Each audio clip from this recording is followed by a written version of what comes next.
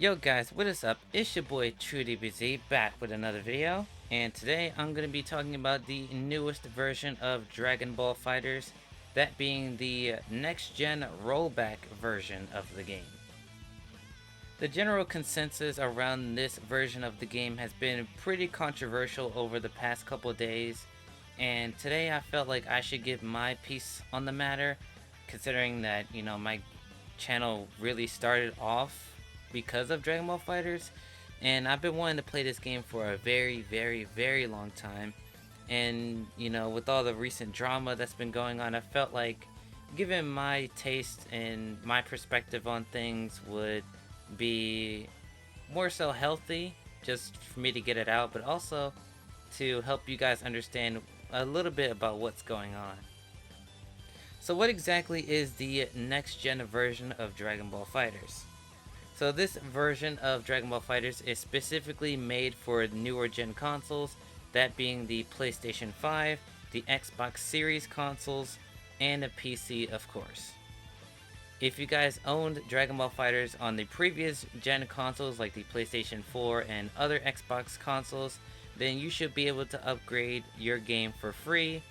There was also a graphical upgrade on this version, so this game now supports 4K visuals and also just overall looks a lot more sharper and or brighter.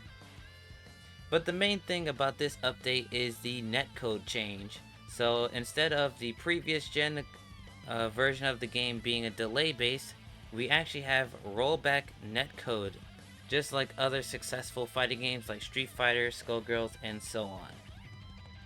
So what are the pros of the next gen version of Dragon Ball? Once again, the graphical upgrade is very good on this game. Like I said before, the images and the game just looks a lot more sharper and a lot more brighter in my opinion. Now of course this could be just because I haven't played the game in a long time, but I do see a difference between the PS4 version and the PS5 version of the game. Of course, the rollback netcode itself is a pro. Basically the netcode itself is pretty much the exact same as it was in the beta. So of course, the beta I had a very positive experience, or at least I did when I was playing it off stream, because when I played it on stream my computer was killing itself. So it varied, but when I played the beta on my own time, it was pretty much working perfectly, and I can say the exact same for the current version of the game right now. As I play it on the PlayStation 5, I pretty much have no real complaints about the netcode itself. It's pretty much just as smooth as the beta, and it feels amazing to play in. Of course, this is with the caveat of your opponents also having a stable connection, most likely Ethernet, and Wi-Fi warriors be damned, because we don't support those around here. But if you guys have stable connections, then there shouldn't be any problems with the netcode. And this really isn't a pro for the game per se, but this is more so of a personal note for me, is that Dragon Ball FighterZ just feels a lot more refreshing than usual. I guess just because I've been playing other fighting games like Guilty Gear Strive, Grand Blue Fantasy vs. Rising, and others, it's felt very different playing Dragon Ball as opposed to the other fighting games I've played. So it feels a lot more refreshing, and it feels a lot more new. And like I said, with rollback netcode, I don't really have to worry about like bad connections all the time. I could just play the game and have a good time, so that also helps. But it just feels a lot more refreshing, and of course Dragon Ball FighterZ is a completely different fighting game than all those other games, so it makes sense. But just for me, just as me avoiding the game for pretty much half a year, just coming back to it in a good online state is just refreshing to me, and it feels great. Alright, here we go. These are the cons of the next gen version of Dragon Ball, and there's a lot of them, so we have a lot to go through. The first thing I want to talk about is that the new gen and the old gen of Dragon Ball FighterZ aren't compatible with online play. So PS4 players and PS5 players can't play together because of the different netcodes. What this does is that this splits the player base like really thinly, and this could be a contributing factor to the matchmaking issues I've been having with the game. As yesterday when I was trying to record a video for Dragon Ball, it took almost, well, honestly, it took over 40 minutes to find one match, and the guy I queued up with declined my match, so I couldn't even get a single game within an hour of waiting, which we will get to later as this is a multitude problem, but I think the main issue here is that the game is just split between too many different versions of the game. You know, you have the PS4 version, you have the PS5 version, you have the old gen Xbox, the new gen Xbox, you have PC, and the PC version also has a delay and a rollback version. So like there's like 6 to 7 different versions of Dragon Ball Fighters, and none of them can play together. So like this new version of Dragon Ball just basically doubled the versions that people can play on, and it's just splitting up the community. And like I said, it's probably the biggest factor in why matchmaking just doesn't feel good in this new version of Dragon Ball, and it's because the player base is just so split right now. Additional online modes such as raids, party battle, and circle party matches don't have rollback netcode implemented. The only modes that have rollback are casual, ranked, and ring matches, which sucks for a lot of players that want variety. So a pretty big glitch that I've been running into is that online lobbies just aren't functioning at all. And what I mean by that is that sometimes I can log into an online lobby and sometimes I can't for no reason. And then when I get into an online lobby, if I'm there for like longer than like 10 minutes or something like that, it will just kick me out. Even if I'm doing other things in the lobby, like going to the shop or looking at like training mode clips, like if I'm doing anything within the lobby for a certain amount of time, it'll just kick me out. And in addition to that, if the game kicks me out of a lobby, I can't rejoin another lobby. It'll just say network error, and I would have to restart the entire game in order to go back into a lobby. And sometimes that doesn't even work. Like sometimes I just can't log into an online lobby, and I don't know if that's just a server issue, like altogether, if it's, you know, like I said, a new gen version issue. Like I've just been having a lot of online lobby issues, and this goes doubly for ring matches as well. My friends and I was playing ring matches the other day, and sometimes the lobby would just break for like no reason. Like we would hit rematch and the lobby would break, and then we'd be stuck on a black screen, and then sometimes it'll load back into the lobby, sometimes we have to restart the game, other times only one person had to restart the game, and it's just like they're just major online lobby issues with this version. It's just a lot of stuff just not working. There are some user interface issues when playing the game, that being when you're not in sparking, your character portrait will actually start flashing like at random for no reason. And this was actually inside the beta as well, so it's also kind of weird that it's present here in the full release. And speaking of things that were in the beta, stage transitions are also still broken. So like if you KO a character and you knock them off the stage, like the opponent's character will like teleport onto the screen and then like teleport off the screen, and then it would be like a random explosion, and then the cutscene would break, and then you would spawn back into the normal game. Like stage transitions, not all of them, but a majority of them are broken.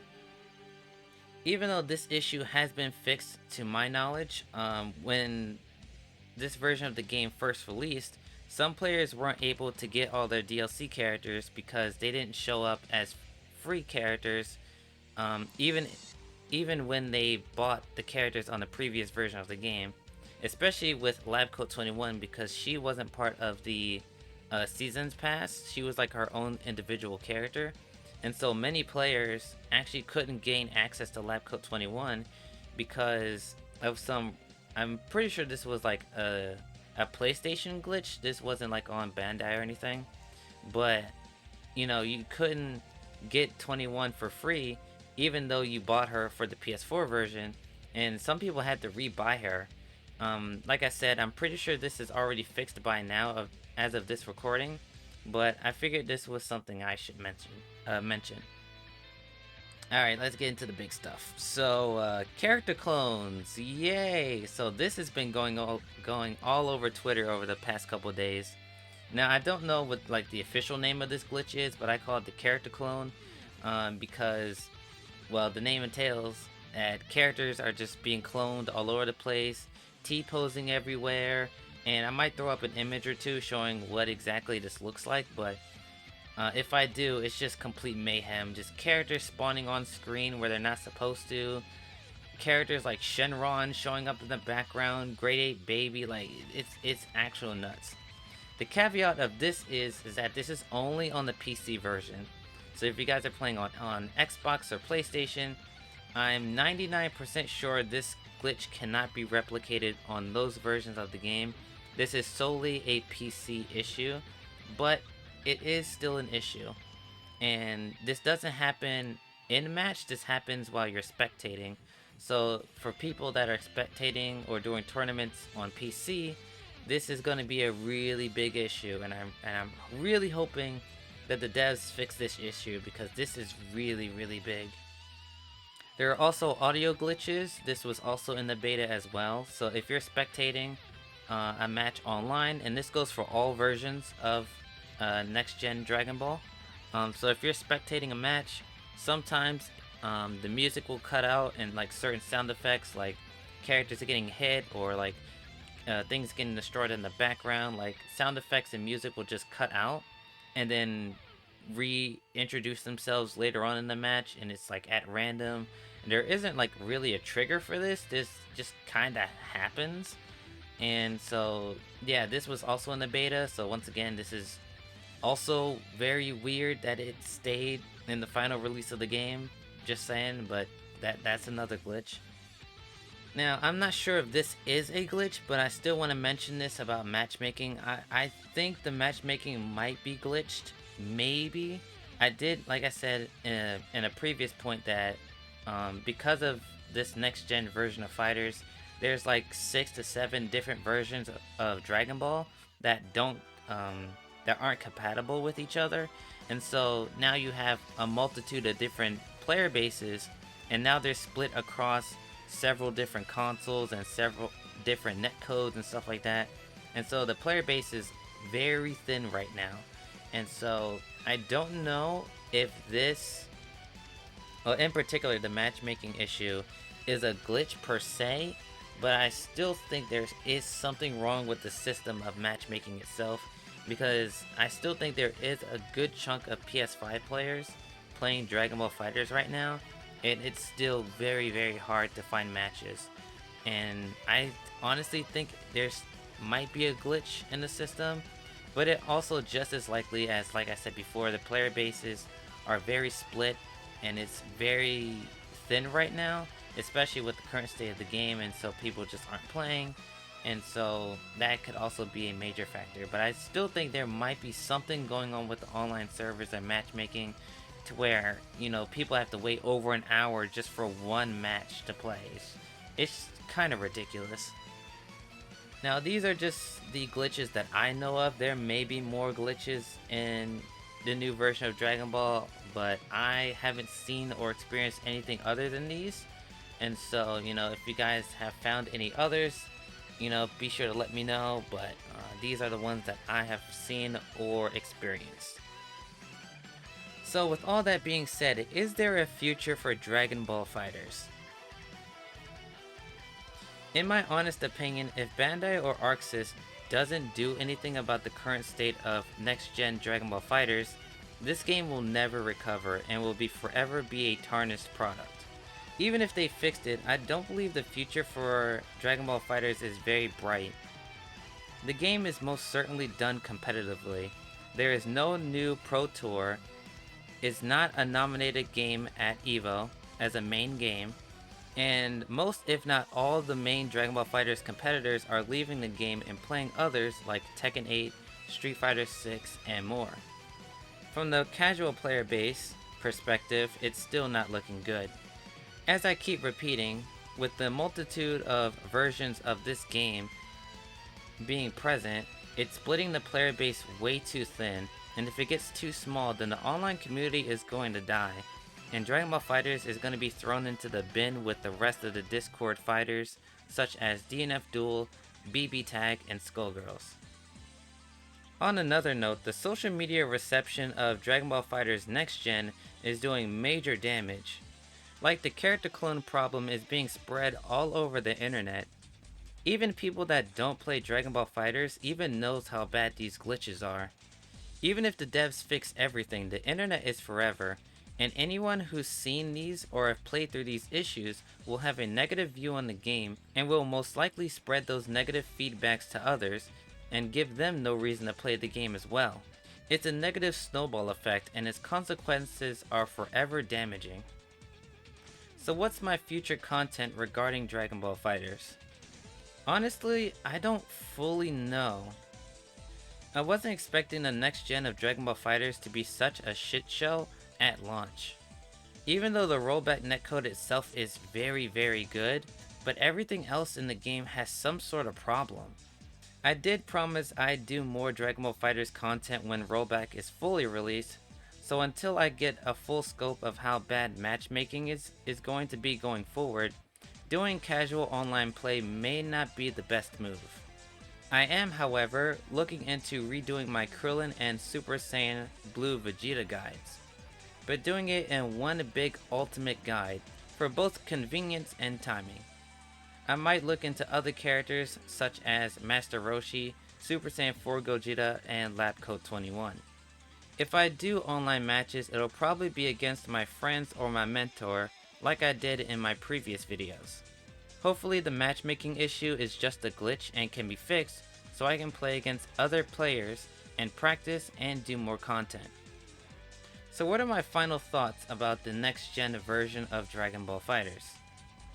The next gen of Dragon Ball FighterZ is disappointing from a polished game standpoint. Content wise is basically what I expected. There wasn't any chance of getting cross-play between consoles and PC, but not having rollback for the party online modes is odd. But it's probably too hard to have 6 people in one room all running rollback at the same time. So I understand why it's not part of it, but it's still disappointing. I'm very conflicted because when I get the opportunity to play this game online, it feels really great. I have an actual good time playing the game, but between all the lobby issues, matchmaking issues, user interface issues, social media reception, and more, it's just bringing down my mood. It feels like I'm back 6 to 8 months ago, where I was desperately looking for a meaningful reason to play Dragon Ball FighterZ, and I just couldn't find the drive or the heart to play the game at all. But this time it's worse because my main gripe with the old gen version of Dragon Ball is that its netcode was just bad. But now it's fixed with a rollback netcode, and it's actually really good netcode. But now, after all this, all I can do is ask one question. Was rollback worth it after waiting almost 2 years and having every fighting game community shitting on your game constantly, just to get it at the end and receive a product like this? Was rollback worth it? Honestly, I don't know. But what do you guys think? I hope you guys enjoyed this video. Please be sure to hit the like button and subscribe for more Dragon Ball FighterZ content coming in the future. With the game in this state right now, it's not looking great for the game, but I still have a slimmer of hope that they'll be able to fix the game and the game will just be in a very more healthy spot. But a part of me also expects them to not really do anything, because at this point, I mean, Dragon Ball FighterZ is 6 years old, and you know, the devs have shown their true colors in the fact that they don't really care about the game that much anymore, especially since Sparking Zero is in full force now. Dragon Ball The Breakers is still online and kicking. Xenoverse 2, even though it hasn't gotten an update in a while, they're still making content for it, and it's just like, Dragon Ball FighterZ is done, man, and I just don't know how I feel about it. But hopefully they'll be able to restore some sort of goodwill with the players by fixing the new gen version of the game. I hope. But with that being said, guys, like, subscribe, all that good stuff. If you guys want to, please be sure to share your comments down in the comment section down below. I would love to hear your thoughts about the current state of Dragon Ball FighterZ and your perspectives on all these things. But yeah, I'm not gonna waste your guys' time any longer. I hope you guys have a fantastic evening, and I'll see you guys in the next video. Sayonara.